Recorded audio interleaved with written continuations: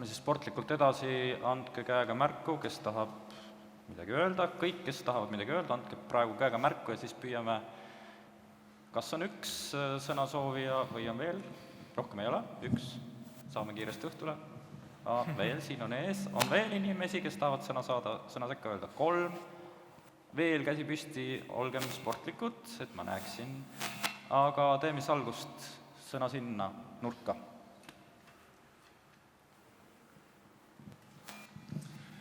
Tervist! Teele Vehk, aktiivne tallinlane ja professionaalne vaidleja mõnele. Räägime natuke ebamugavatel teemadel ka, et kõik see, kuidas ägedad naabruskonnad, hea avalik ruum, selline hoolivus, sidusus tekib, sõltub hästi palju sellest, kuidas asju aetakse. Kui me räägime Tallinnast, siis me enam-vähem teame, kuivõrd mitte, kuidas nüüd öelda, ilusasti, olgu, alustan teistpidi, et kõik need maailmalinnade heaolu, õnnelikkuse mõõdikud ja kriteeriumid ja ka targa linna selline suundumus aina rohkem sisaldab ka seda governance poolt.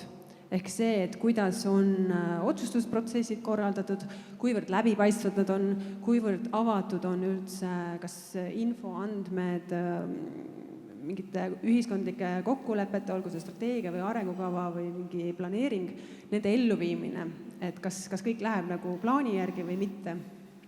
Kuivõrd palju kasutatakse sellist jagamismajanduse või kaasaegset nagu tagasisidesüsteemi, igasuguseid nutilahendusi selleks ja ka digivõimalusi selleks, et kollektiivset tarkust üldse ära kasutada või jõuda kelle nagu laiemate massideni. Ja siis teiselt poolt, et mis on üldse avaliku sektori roll avaliku huvi defineerimisel, kaitsmisel, et meil on kuidagi läinud sinna, et need vähesed aktiivsed ja sõnakad, kes meil on Tallinnas või ka võib-olla Eestis, et neid nähakse nagu konkurentidena või sellise, et kriitika tähendab, et head aega me teeme nüüd suurt vastutööd, et see kriitika maha summutada. Asjad paranevad, jah, see on väga hea kõik. Aga kui vaadata näiteks üleilmset avatud valitsemise partnerluse globaalne raamistik, kuidas üldse valitsemist avatumaks, koosloomelisemaks, koos vabaühendustega ja ärisektoriga luua, siis seal on väga konkreetsed põhimõtted ja üks nendest on ka valitsussektori ja sealhulgas siis omavalitsuste vastutavus, accountability, et avalik sektor vastutabki selle eest, et tegelikult neid koostööplatvorme luua, et seda ühist huvi, avalikku huvi defineerida, et üldse kokkuleppeid viidakse ellu nii, nagu nad on kokku lepitud, mitte ei tule seal mingid muud mängud sisse.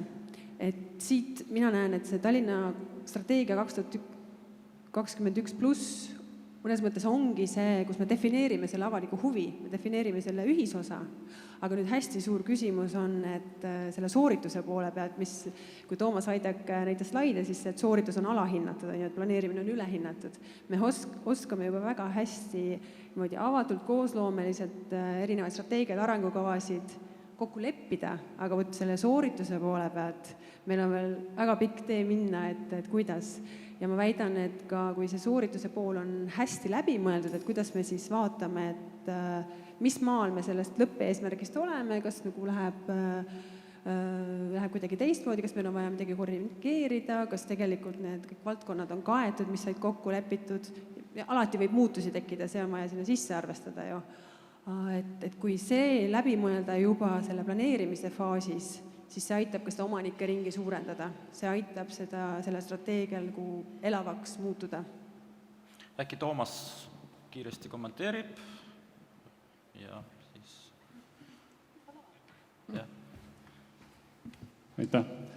Tõesti, oma ettekande alguses paaril slaidil ma üritasin näidata seda, et see arengukava koostamise protsess ei ole ainukene asi, mis käimas on linnavalitsuses. Lihtsalt selle väga pikalt peatuda ei olnud mõistlik ja ei jõudnud, aga laias laastus seostubki sellega, mis sa küsisid. Et näiteks linnal on sellest aastas kaasamisnõunik, kes hetkel on uuesti üles võtnud kaasamise hea tava koostamise, mis jäi natukene ripakele. Kõik need protsessid on käimas, need võtavad aega. Ma olen täiesti nõus sellega, et planeerimises me oleme võib-olla juba päris head, aga see sooritus on keeruline ja ega siin nagu muud ei jäägi üle, kui lihtsalt rohkem pingutada ja samm-sammult paremaks saada. Et ka need tehnoloogia tööriistad, et internetis ideekorje, Facebooki grupid, et need on meie sellised võib-olla mõnes mõttes arglikud sammud nende tööriistade kasutamisele, et kui teil endal on soovitusi, mida kasutada, mis võiks olla efektiivsem, et siis võib-olla võtame ka midagi muud kasutusele.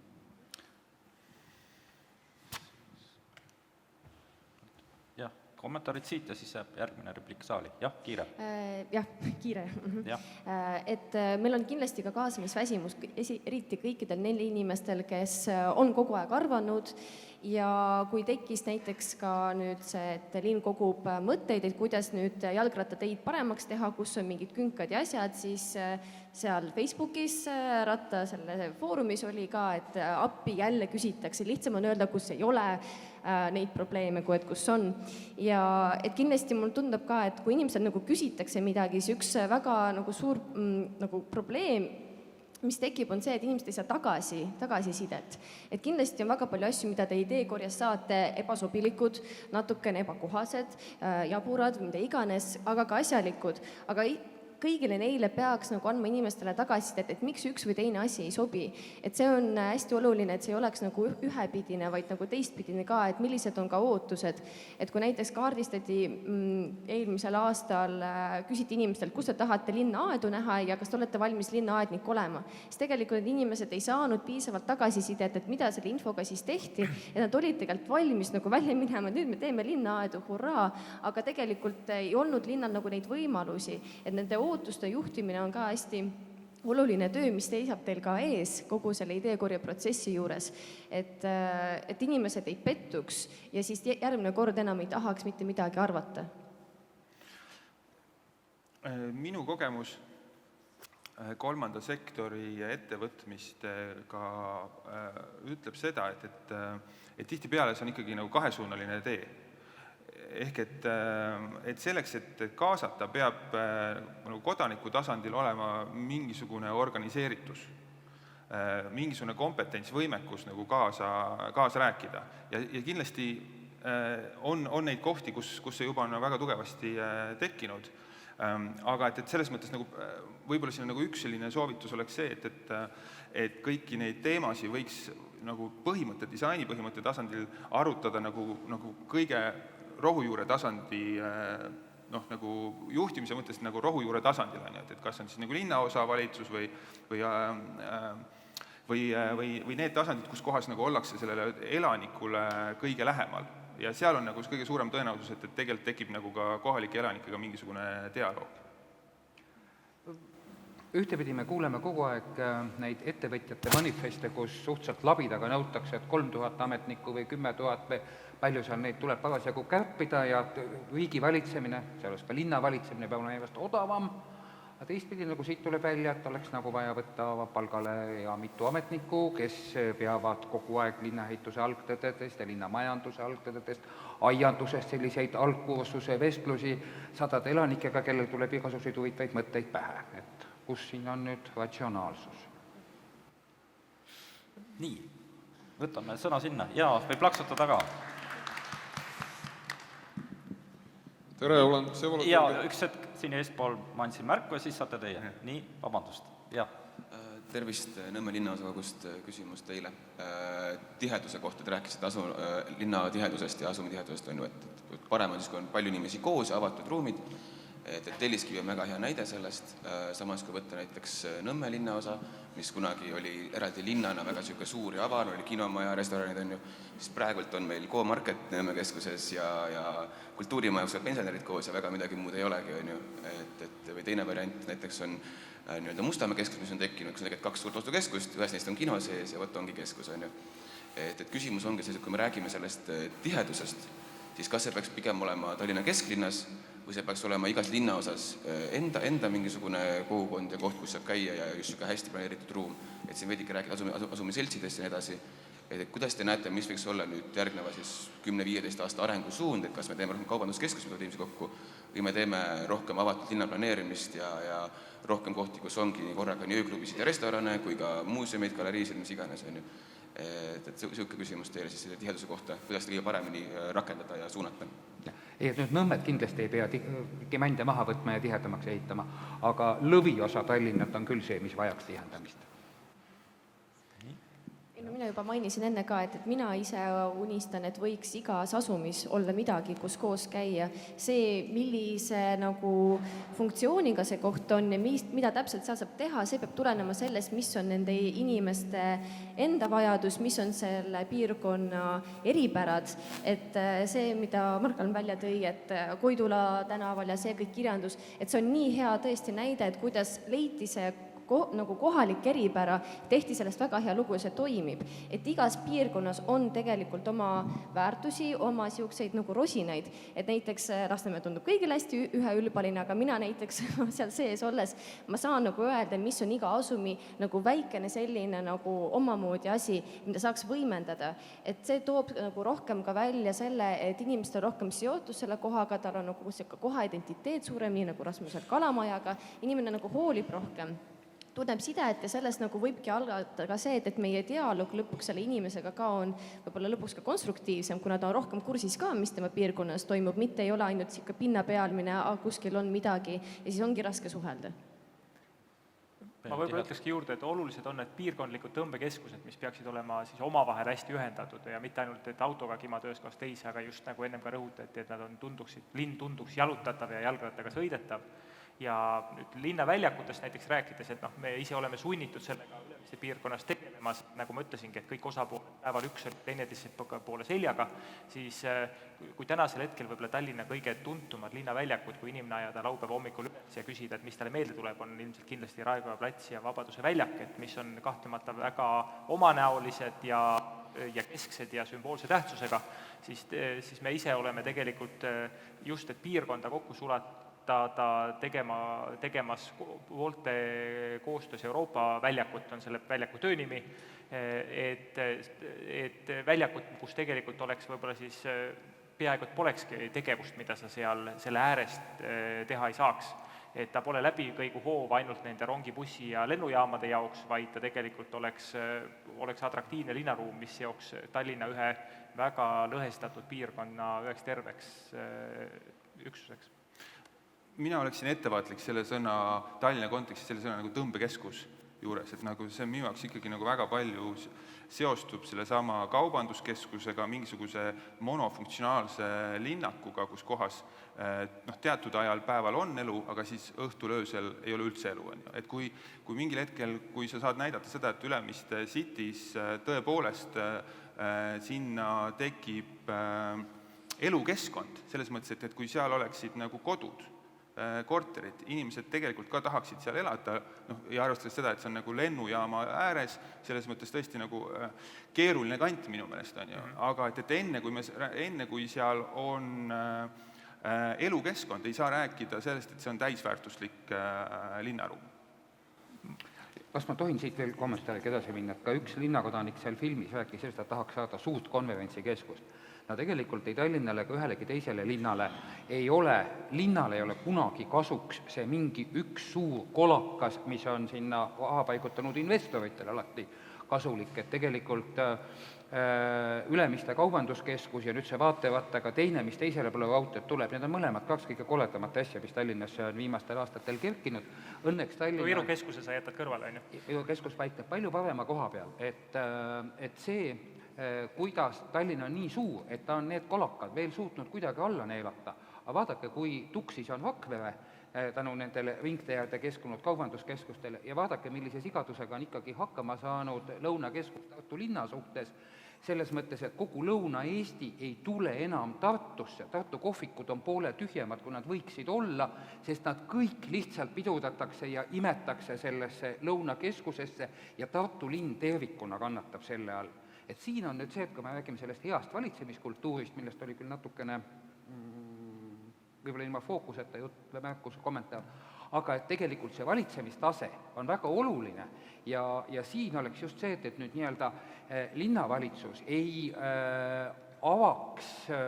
avasülli ei võtaks vastu iga investeeringut, vaid ta kriitiliselt analüüsiks, et kui üks äriseltskond tahab teha siia nii suurt kaubanduskeskust, kui palju ta ümbruskonnas tõmbab väikseid poode, ajab pankrotti, kui palju ta tegelikult olemasolevat linnaruumi ära rikub. Et kuna Tallinn on nii hõre, välja arendamata, siis meil on hästi õrn ja tundlik, et kuskil, kus on pommitamata linn ja korralikult välja ehitatud linn ajalooliselt, nagu ma ei tea, Kopenhaagen või Pariis, siis see lihtsalt ei ole kohta niisugustele megakaubanduskeskustele, mis võiksid selle tänavaelu ja selle mõnusa linnakeskkonna ära rikkuda, aga Tallinn on väga õrn ja tal puudub see sisemine jõud ja vastupanuvõime selles suhtes, et vaat siin oleks see, kus ootaks nüüd linnalt tugevat valitsemisoskust. Ma selle mõtte ütleks võib-olla siia juurde, ütleme, et mida me tegelikult üritamegi teha, on see, et see tänane Ülemiste keskus ongi suure autoplatsiga ja suure peauksega, mis üritab sealt ristmikult kõiki inimesi endasse meelitada, ilma sellise klassikalise linnaruumita, et tegelikult projektid, mis on ettevalmistamisel, tähendabki tegelikult seda, et sealt, kus täna on autode laadimisala ja ükski normaalne inimene ei kõnni, et sealt avanebki tegelikult siis selle keskuse linnalik uus fassaad ja uus külg koos kohvikutega ja linnaväljakutega, kus ükski, rääkimata kaubaautodest, ükski tavaline auto ei sõida ja kuhu inimesed tulevad, ma ei tea, siis on nad siis lennujaamast, rongijaamast või kohalikud inimesed tulevad sinna trammiga, mitte ei sõida autoga kohale. Ja rääkides nüüd elukeskkonnast, et siis mõte on tegelikult selles, et kui me tõesti kasvasime äri poolest selliseks ärilinnakuks, siis hetkel just lõppes esimese kortermajale ehitaja leidmise konkurss, et ei ole selline odav kortermaja, nagu sa mainisid, sellise tõka-tõka tehtuna, Indrek Allmann oli seal arhitektiks, et proovime vaadata seda keskkonda loomulikult multifunktsionaalsena ja tervikuna. Nii, ütle 2 sõna ja siis juba sealt tahtsid öelda? Ei tahtnud. Jah, lähme edasi sinna. Jah, ja andke palun märku, kes võiks olla järgmine. Ja sinna, selge, aitäh! Tervitused ka minu poolt, mina olen Vsevolod Jürgenson, olen Mustamäe linnaosakogu liige. Mina arvan, et me üldse peaks otsustama, et meil linn on jalakäijate jaoks. Et me võiks kiirustada, et see oleks rohkem kui 40 kilomeetrit. Me võiks arendada transpordit selles mõttes, et oleks ühiskonna rajad. Et neid oleks rohkem, et seal oleks ka jälgitav, kes selle ühiskonna raja peal sõidab. Vanalinn peaks üldse panema kinni, et seal autod ei pea üldse sõitma. Vanalinna ääred peale võiks ehitada parkimisplatsid, kus jätavad autod need, kes elavad vanalinnas, või turistid, kes tulevad sinna hotellidesse. Kui seal on restoranid vanalinnas, siis sinna võib kaupa vedada kärude peal, sest need tänavad ei olnud mõeldud autode jaoks. Et paneme vanalinn üldse autode jaoks kinni. Need tänavad on vaja inimeste jaoks, et inimesed seal jalutaks. Autod me peame viima teedest nagu allapoole, et me võime ehitada ju tunnelid. Ja mida meil on veel vähe, meil on vähe Tallinnas monumentaalkunsti. Meie eestlased ilmselt mõtleme, et on parem teha teed või ehitada betoonidest majad, mitte et panna mingid kujukesed kuhugi. Aga meil on inimesed, meil on kunstnikud ja meil seda kunsti võiks olla rohkem. Võiks võtta määruse, et näiteks tee ehitusest minimum 2% läheks monumentaalkunsti peale. See teeks meie linna veel kindlasti elanikete jaoks ilusamaks ja atraktiivsam. Mis puudutab siin teisi linnaosa, kahju, et Maria rääkis Telliskivi loomalinnakust. Marial on väga hea projekt Lasnamäel, tühja koha peal, mingi maha jäetud lasteaias tegi aed. Inimene Lasnamäel, te teate, on meie kõige suurem linnaosa, elavad kõik suurtes korterites. Ja sinna võib igaüks tulla ja teha oma siuke nagu väike aed, et hakata aednikuks. Mina näiteks tunnen, mul emar, me ise elame suures korteris, meie jaoks on ka probleem, et meil ei ole suvilat, meil ei ole talu, et ma saan aru, miks inimesed tulevad Maria juurde ja kahju Maria, ma loodan nüüd ta sellest räägib, et see on fantastiline projekt ja suur edu samm. Aga meil on vaja, et meil kõikides linnaosades oleks hea elada. Vaadake meie teised linnaosad, seal ei ole ju kus jalutada, seal ei ole parki. Kui seal isegi on pargid, kesklinnas pargid on veel korras. Teistes linnaosades pargid ikka vajavad veel linnapoolset, ma ütleks, tähelepanu. Ja kindlasti inimesed võiksid leida seal koha peal nii tööd, et töö oleks kodule lähemal ja et seal oleks ka jalakäijate tsoonid, et seal ei oleks nii, et seal saab liikuda ainult autoga. Hüva, nii, jalakäijatest kiirelt. Kui sa selle paneksid manifesti, siis ma kirjutaks kohe alla. Pane kirja. Jah. Arusaadav, nii, kommentaarid. Kui sa võtad Tallinna geograafiliselt ka mereäärne linn, suhteliselt tasane linn, siin on ainult Toompea mägi ja Sossi mägi, et sisuliselt see on väga jalakäidav, väga rattaga sõidetav piirkond. Et miks mitte ei võiks Tallinn olla maailma võib-olla kõige jalakäidavam suurlinn. See võiks olla meie suur eesmärk. Jah, ma praktiseerin jalakäimist iga päev, vaatamata sellele, et kõnniteel sõitvate jalgrattavõtja tõttu mu pikk eluiga ei ole garanteeritud. Aga selle vanalinn elus püsiks, selleks on vaja parkimisprobleem lahendada. Ja ma enne ütlesin, et ma olen kõikide väikeste asjade poolt, aga tegelikult ma olen kunagi olnud ka ühe suure projekti poolt. Ja me Muinsuskaitse nõukogus tõsimeeli arutasime seda, 90-ndatel, et kas saaks niimoodi, et teha nagu Salzburgis, et lossi alt on Kalju kõik 7-korruseliseks parklaks õõnestatud, et kas saaks Toompea seest tühjaks õõnestada ja sinna teha 7-korruselise parkla, et sõidad liftiga üles Riigikogu istungitesaali, Toomkirikusse jutlusele, tuled kooti kitse tagant välja ja lähed Pikale või Laiale tänavale koju, et kõigil oleks see. Aga vaat siis kadunud professor Vein Soobel ütles, et kohad see meie paekivi on nii kehv, et Toompead ei saa seest hiiglaslikuks parkimismajaks ära õõnestada. No küll saaks ikka, ma arvan, kui väga tahab. No võib-olla, ma ei tea, nüüd on tehnoloogiad edasi arenenud, et äkki kunagi õnnestub. Toomas, jalakäijad.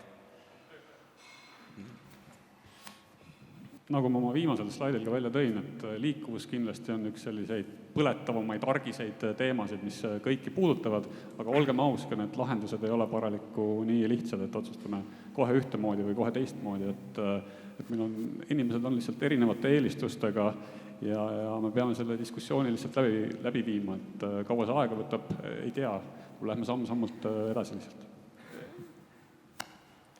Et kahtlemata selle poolt, et linn tunduks olevat inimeste pärast, on ta siis jalgsi või rattaga või ka rattaga sõitmine on tänu elektrirattale nende lihtsam, kellel muidu ventamine võib-olla väsitaks ära, aga õnneks see probleem võib olla ka osaliselt ise lahenev, et kunagi karteti seda, et suurlinnad uppuvad siis hobuse sõnnikusse, nüüd me oleme autode pärast mures, mis tossavad ja õnnetustega on nad seotud ja siis neid pargitakse kõik kohad täis, et ega ka autotööstus tegelikult liigub nii kiiresti, et mis ei tähenda seda, et me peaksime praegu nii-öelda inimeste keskkonna loomise osas kuidagipidi ootama, et ei, sellega me peame täies tempos edasi liikuma, aga me võime avastada siis, kui see strateegia nii-öelda peaks siis, me räägime sellest horisondist 2030 näiteks või 35, siis me võimegi avastada seda, et autod ei tossa, nad liiklusõnnetusi ei põhjusta, nad vajadusel pargivad ennast ise ära sinna, kus vaja või sa kasutad neid jooksvalt lihtsalt sisse astudes, et see autode probleem võib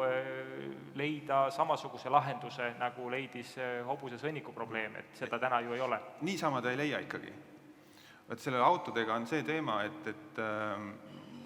et linnaruumis nii või teisiti on nagu suurema ohuallikas, ükstapuha, kas see on ta isesõitev auto või ta kas tossab või ei tossa, et see linnaruum on piiratud ja kui neid autosid tuleb sinna kogu aeg juurde, et siis vahet ei ole, kas nad sõidavad ise või on puhtad, et puhta energia peal. Küsimus on ikkagi see, et kuidas inimene saab uuesti linnaruumi enda kätte. Mina ütleks seda, et ma näiteks, lifti istun sisse või astun sisse, vabandust, ja olen nõus seda tegema teiste inimestega koos ja kui ma jõuan mingile korrusele, ma ei jäta seda enda lifti kuskile seisma, et sõidab ka veel elektriga vist, et samamoodi võime avastada seda, et me kõiki distantse, eriti ka vahepeal ei ole ilm nii valge või ilus, et see auto ei ole võib-olla tulevikus kurja juur, kui me käitume temaga targasti. Kuulge, me peame järgmise korruse võtma nüüd. Aga lift on ikkagi rohkem ühistranspordi moodi kui eraauto moodi. Mikrofon on minu käes, nii et teine on siin. Aitäh, tegelikult Valdo Liive on nimi. Sel nädalal olen ma 3. innovatsioonikonverentsil ja tundub, et see on ikka hästi lahe ja konkreetne. Kui Toomas Aidak rääkis ka kodulehest, siis minge vaatama, et nõukogu on väga lahe. Andres Ševtšuk Harvardist ja muud. Ma tahtsin teha 4 niisugust märkust, ettepanekut, soovitust, et kõigepealt rõhutada rohkem rahvusvaheline Tallinn. Et täna me räägime elanikukeskust ja rahvusvaheline Tallinn. Ja kui Andrus Kaldar tõi välja ka Tallinn-Helsingi pool, et seda rohkem arutada, et ka seal võiks täitsa olla oma töörühm, sest huvi, eriti just näiteks nagu Jaapani suunalt on hästi palju siia, mida me tegelikult võiks koos teha. Delegatsioonid käivad, kumbki linn täna ei ole piisavalt kasu ei saa nendest asjadest. Piloodid, et ei pea strateegiat ära ootama, võiks teha kiireid piloote. Helsingiga kas või nende äpis lisada Vandale lisaks veel ka Tallinna, lihtsalt proovida, kas hakkab toimima. Ja siis viimasena, sel nädalal on olnud hästi palju nii Tallinnas kui ka Helsingis ringmajanduse konverents, et vaadata seda kogu arengut selle ringmajanduse põhimõttes. Iga linn on selles või maailmas ka suhteliselt alguses, et Tallinn võiks olla seal ka üks eestvedaja, sest ringmajandus on selles mõttes, miks ma vaimustusin, sest see ühendab just disaini, uus EKA-maja valmis, tööstuse, inimesed ja tulevikku, et selles mõttes on hästi hea ka teema, mille ümber arendada. Aitäh! Soome, Helsingi, tahab keegi midagi? Nii, aga Jaak Adam Looveril on mikrofon. Hüva, jaa. Ma Jaak Adam Loover linnaplaneerimisametist tõstataksin võib-olla lihtsalt ka mõned teemad. Et ühest küljest mulle tundub ka, et tänapäeva linnaplaneerimine ongi rohkem võib-olla see, kuidas me konkreetsetesse, et see masterplan, kuidas me konkreetsetesse otsustesse suhtume, mis lähenemise viisiga, mis lähenemisnurgalt me vaatame, et see omaaegne generaalplaan 30 aastat taha, et võib-olla ongi liige jäike aeganud. Ja natuke teemana võib-olla tõstataksin selle, et paljud asjad tunduvad või tekib küsimus, et miks nad ei juhtu või et miks linn ei ole avatud või inimsõbralik. Et seal taustal on tegelikult ikkagi mingid süsteemid, mis muudavad selle keeruliseks. Tegelikult ei ole nii lihtne teha piloote ja ajutisi kasutusi. Me teame, mitmel pool linnades on näiteks 1 meetri reegel, et ärid ette võib igaüks panna 1 meetri ulatuses ükskõik mida, ilma et linn maksu küsiks selle eest. Praegu me näeme juba, kui hooaeg hakkab mööda saama, et väliterrassid korjatakse ära, linn on jälle niisugune suletud, kinnine lage. Sama on ka kasutuseta hooned või kasutuseta krundid, et tegelikult seal on maailmas ju fiskaalpoliitilised meetmed, et küsida rohkem renti siis, kui need on kasutuseta ja siis, kui on antud kogukondadel kasutusse, et siis on rent madal või pole üldse. Et sellised fiskaalpoliitilised taustsüsteemid tegelikult mõjutavad ja liikuv samamoodi väga palju meie linna ja linna planeerimist. Võib-olla mõned kommentaarid lihtsalt selles osas teilt. Aitäh! Soovite täiendada?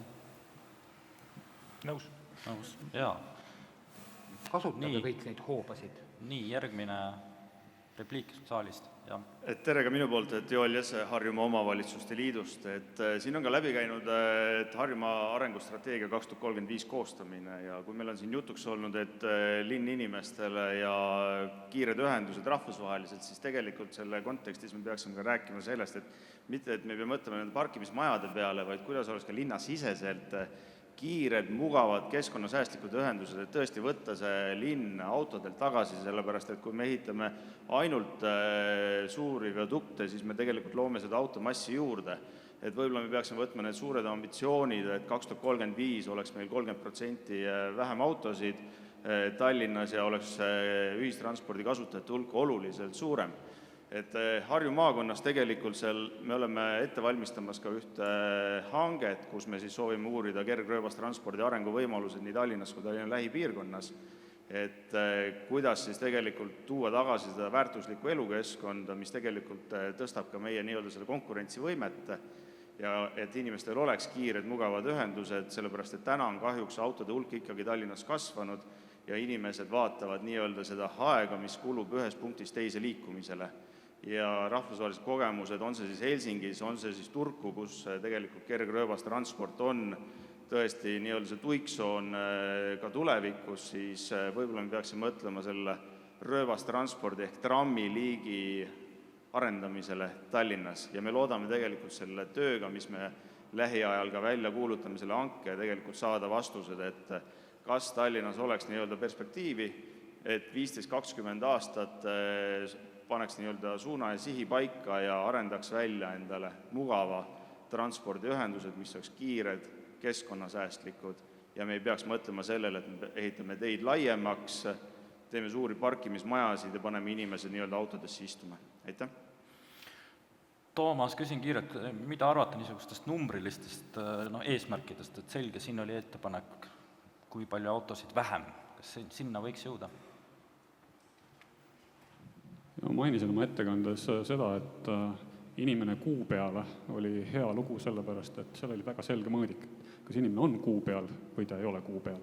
Et tegelikult sellised mõõdikud vahel tunduvad kuivad ja igavad ja meil ei ole sellist päris ratsionaalselt või teaduslikult põhjendatud seda sihti, et miks see peaks olema just 30, mitte 32 või 28, aga siiski, et seda kokkulepet muuta sidusamaks, siis kui vähegi võimalik, me võiksime need eesmärgid, ambitsioonid seada selliselt, et me suudame neid mõõta, suudame üheselt aru saada, et kas me oleme saavutanud või ei ole saavutanud. Et kõike ei saa mõõta numbriliselt, aga vähemalt pingutada selle nimel, et tekiks see ühine arusaam, et jah, nüüd me oleme selle inimese kuu peale saatnud piltlikult. Veel viimased võimalused ja sealt oleme juba kuulnud teie arvamust, kõik on sõnakad, kes on sõna saanud. Vasakul servas. Jah, palun.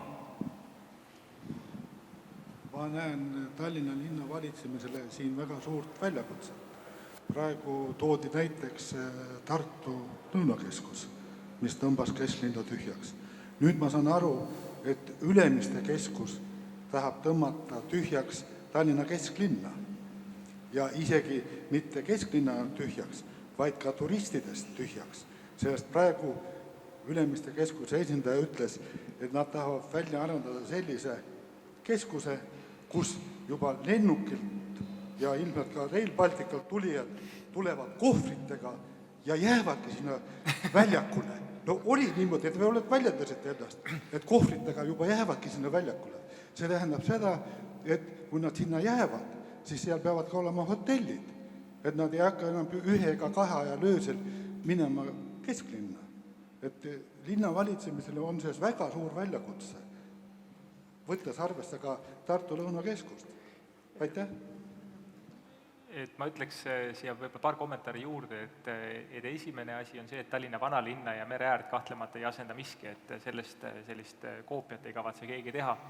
Ja õnneks, kui Tartu Lõunakeskusel tõesti on see sama probleem, et Lõunakeskus eriti arvestades Tartu linna suhtelist väiksust asub täiesti linna ühes servas või linnast võiks isegi öelda väljaspool, siis kui vaadata seda sama Tallinnat ja nagu ma ütlesingi, et ma näen seda mitte liblikakujulise linnana, aga tegelikult ma näen seda vähemalt väikse ringtee ala, näen ühe sissejäävat ala, näen ühe tervikliku linnaruumina, siis Ülemiste asub Tammsaare pargist 3 kilomeetri kaugusel, optimist mõõdaks seda võib-olla veidikene veel lühemalt.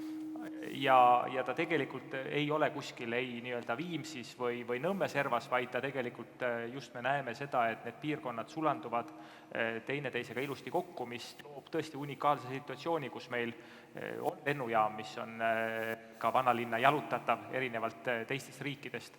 Aga ma ikkagi ütlen seda, et me oleme veidike liiga kinni selles, milline on täpselt see tänane situatsioon. Linnad võivad väga kergesti muutuda poole väiksemaks või inimeste arvu poolest, nagu me võib-olla näeme siis mõnedes piirkondadest, kust inimesed lähevad ära, aga linnad võivad 30-40 pärast muutuda ka väga lihtsalt poole suuremaks. Küsimus on see, et millised inimesed seal elavad, kas seal elavad targad ja sõbralikud või elavad sellised teistsugused inimesed, et see on meie enda teha. Nii, siin jääb küsimärk õhku. Ma näen siin Tarmo Jüristo on kuskil nurga taga, lähitan sulle. Et mis mulje sul on jäänud, kuna sa äratasid meil isu siin hakatuseks, et kas on niisugune veetse moodi või on siin mingisugune fookus kerkimas, kui sa seal kõrval jälgid? Ma vahepeal siin tegelesin igasuguste muude tööasjadega, ma tervet seda diskussiooni ei jaksanud jälgida, ma püüdsin iga natukese aja tagant nurga vaatamas käia, aga tundub, et ta ikkagi jõuab tagasi nende samade selle teema juurde, et mismoodi Tallinn teiste linnadega võrreldes, millega eraldi peaks silma paistma, et mis on need asjad, mida Tallinn saab ette võtta selliselt, et olla, nagu ma alguses ütlesin, hea koht inimestele tulla ja koht, kuhu inimesed tahavad jääda. Et minule tundub, et siin on väga, väga häid ja hoogsaid õiges suunas mõtteid tulnud. Aitüma. Ja mulle tundub, et kogu see lugu, et see natuke meenutab mingisugust niisugust orkestripala. muidu võiks öelda, et me oleme nagu, et peaks olema nagu koorilaul, et me peaks linnakodanikena suutma ühiselt laulda, aga ma arvan, et tegemist on natuke keerulisema ülesandega, et need teemad on hästi keerulised, nad nõuavad pühendumist, informeeritust, ka haridustaset ja huvi, selles mõttes neid instrumente peab valdama, kui me tahame selle plaaniga edasi minna. Nii et ma soovin kõigile head õppimist, kaasalöömist ja küll siis ühel hetkel kõlab see viis, nii nagu võiks kõlada uhkelt ja Tallinna linnale vääriliselt. Aitüma! Aitäh!